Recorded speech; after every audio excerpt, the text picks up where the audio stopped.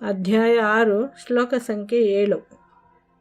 ಜಿತಾತ್ಮನಃ ಪ್ರಶಾಂತಸ್ಯ ಪರಮಾತ್ಮ ಸಮಾಹಿತಃ ಶೀತೋಷ್ಣ ಸುಖ ದುಃಖೇಶು ತಥಾ ಮಾನಾಪಮಾನಯೋಃ.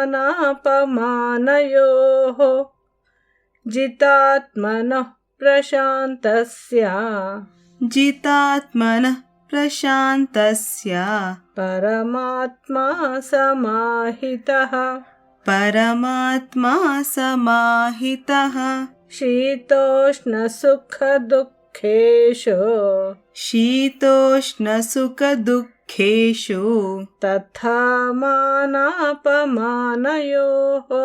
ತಥಾ ಮಾನಾಪಮಾನಯೋಃ. ಜಿತಾತ್ಮನಃ ಪ್ರಶಾಂತಸ್ಯ ಪರಮಾತ್ಮ ಸಮಾಹಿತಃ ಜಿತಾತ್ಮನಃ ಪ್ರಶಾಂತಸ್ಯ ಪರಮಾತ್ಮ ಸಮಾಹಿತಃ ಶೀತೋಷ್ಣ ಸುಖ ದುಃಖೇಶು ತಥಾ ಮಾನಾಪಮಾನಯೋಃ ಶೀತೋಷ್ಣ ಸುಖ ದುಃಖೇಶು ತಥಾ ಮಾನಾಪಮಾನಯೋಃ.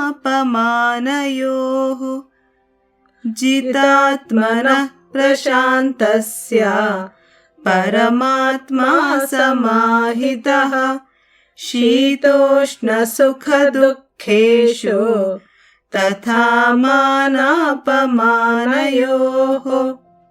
ಶ್ಲೋಕಾರ್ಥ.